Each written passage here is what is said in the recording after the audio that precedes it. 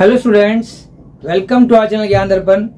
आज हम बात कर रहे हैं उन स्टूडेंट्स की जिनका 11th क्लास में 9th क्लास में कंपार्टमेंट आ गया है और वो समझ नहीं पा रहे हैं कि उनको अब आगे क्या करना है, क्या रिपीट करना है या उनको कोई और रास्ता है।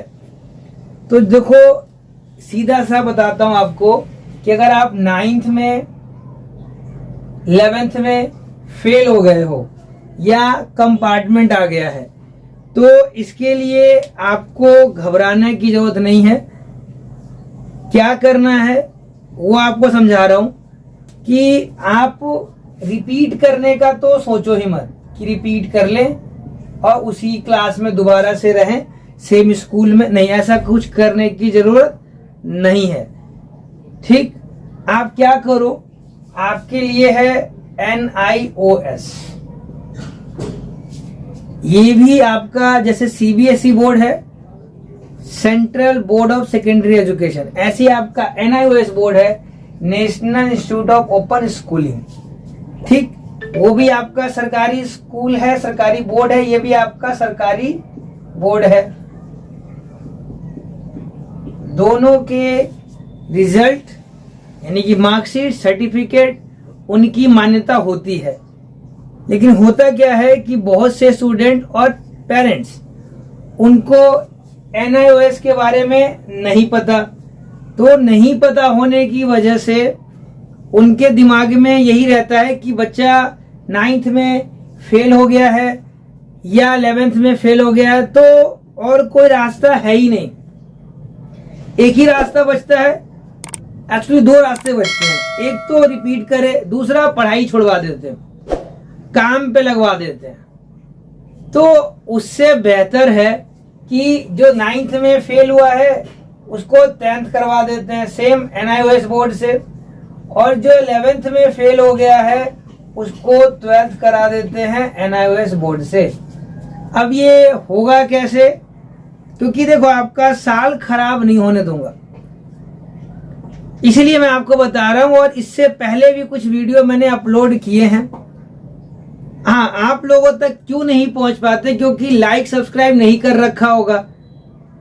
मैं अभी भी कहता हूं, लाइक सब्सक्राइब और जितना हो सके उतना शेयर करो, जिससे हो सकता है कि आप तो खैर पास हो गए, लेकिन कोई स्टूडेंट जो ये वीडियो देख नहीं पा रहा है, आप उसको सेंड कर दो तो एटलीस्ट कम से कम उसका 1 साल बच जाएगा। तुम्हारा सिर्फ 2 मिनट भी नहीं जाएगा, लेकिन उसका पूरा साल बचा लिया। बचाने वाले कौन? आप, क्योंकि आपने उसको शेयर किया। सारा प्रोसेस वो बच्चा खुद ही करेगा। उसको कोई डाउट होगा मुझे इंस्टाग्राम पे DM करेगा। आप सिर्फ एक जरिया बन गए कि आपने उसको बताया कि NIOS बोर्ड के बारे में एक सर हैं जो बताते हैं, एक बार वीडियो देख लो। बस आपने उसको इतना कह दिया, और नहीं भी कहा तो आपने जब भेजा वो देखेगा जरूर। तो उसकी जो आंसुओं का जो प्रवाह बढ़ता जा रहा था वो अचानक से रुक जाएगा और फिर रुका ही रहेगा। क्यों? क्योंकि उसका पूरा साल जो है बचा लिया आपने, और वो तानों से भी दूर हो जाएगा। बेटा, जब फेल होता है ना तो सिर्फ वो क्लास में फेल नहीं होता, उसको ऐसा लग रहा होता है कि वो पूरी लाइफ में फेल हो गया। क्योंकि देखो, स्टार्टिंग में 9th 11th क्या है, टीनेज वाली क्लास है। बच्चा सोचता है कि मैं यहीं फेल हो गया तो मैं लाइफ में और कुछ नहीं कर पाऊंगा। बहुत कम ऐसी जगह देखे गए जहां पे पेरेंट्स या समाज जो साथ देता है फेलियर का। नहीं, सब साथ दे रहे हैं टॉपर्स का, जो पास हो गए उसका।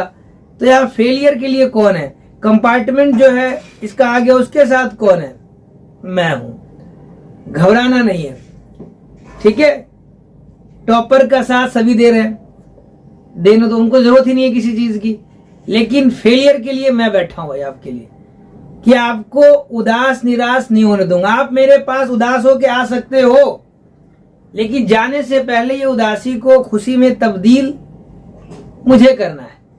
तो आपका जो ये 11th और 9th का जो ये टेंशन चल रहा था वो इसी साल दूर हो जाएगा, आप जब NIOS बोर्ड में एडमिशन ले लेते हो।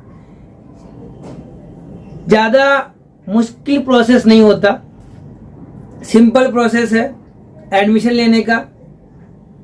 डाउट हो किसी को, मुझे इंस्टाग्राम पे डीएम कर लो, मैं आपको पूरा प्रोसीजर समझा दूंगा। ठीक है, हो सकता है तो कॉल करके समझा दूंगा। ठीक है, उसमें आपको कोई डाउट नहीं रखना। ठीक, जब आपको क्लियर हो जाए, पूरा सेटिस्फाई हो जाए, तब आप एडमिशन करा लेना। क्योंकि एडमिशन का भी एक चीज बता रहा हूं कि थोड़ा जल्दी कराओ। रीजन क्या है, सीट्स जो है वो लिमिटेड होती है। सीट फिल हो जाएगी तो फिर आपको जो है सेकंड स्लॉट में नाम आएगा। मतलब अभी अगर करा लोगे तो आपका एग्जाम अप्रैल में हो जाएगा, नेक्स्ट ईयर 2027 में आप एग्जाम दे रहे होगे।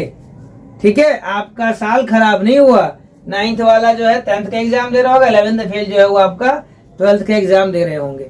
क्लियर? तो सीट्स लिमिटेड है, उसे बचाओ, फटाफट अपने आप को इनरोल करवा लो। ठीक, उसके बाद आती है अगर सर किसी वजह से नहीं करा पाए तो क्या करें? तो बेटा आपको फिर दोबारा से एडमिशन लेना होगा। वो आपका अक्टूबर में एग्जाम हो जाएगा। 2 सेशन होते हैं इसके अंदर, और एग्जाम भी आपका 2 बार ही होता है। कौन कौन सा? एक होता है आपका अप्रैल में और एक होता है आपका अक्टूबर में। ये है आपके कौन से एग्जाम? इसको कहते हो आप पब्लिक एग्जाम।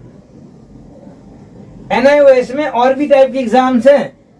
पब्लिक एग्जाम पे मैं ज्यादा फोर्स इसलिए बता रहा हूँ क्योंकि ये आपके साथ बाकी सब भी दे रहे होते हैं, लेकिन एक होता है ऑन डिमांड एग्जाम, जिसको जल्दी जल्दी होती है ना, बहुत जल्दी होती है कि मुझे फटाफट एग्जाम दे के फटाफट रिजल्ट लेकर आना है। लेकिन रिजल्ट ऐसे नहीं आएगा, आपने एग्जाम में लिखना भी तो होता है। अभी एडमिशन आप करा लोगे, आपके पढ़ने के लिए प्रॉपर बहुत सफिशिएंट टाइम होगा, आप सिलेबस को समझ पाओगे।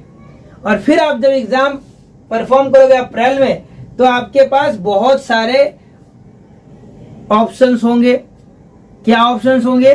कि आपने सब्जेक्ट प्रॉपर जैसे पढ़ा हुआ है, जो भी सब्जेक्ट लेना है आपको एटलीस्ट 5 सब्जेक्ट तो सेलेक्ट करने ही हैं। 5 सब्जेक्ट्स आपको सेलेक्ट करने ही हैं।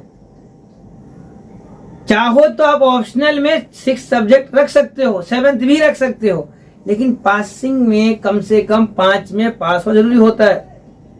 ठीक, तो जिनको पता है ये बात वेल एंड गुड, जिनको नहीं पता था वो भी आज पता चल गया।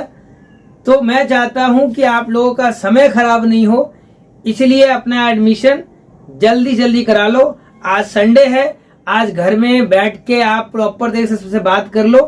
देखो, नहीं बात करोगे तो प्रॉब्लम बनी रहेगी।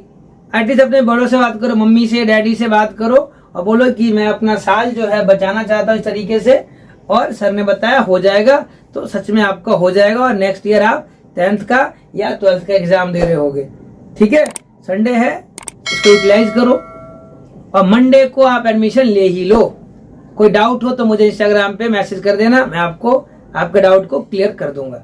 ठीक है, तो all the best for your NIOS journey.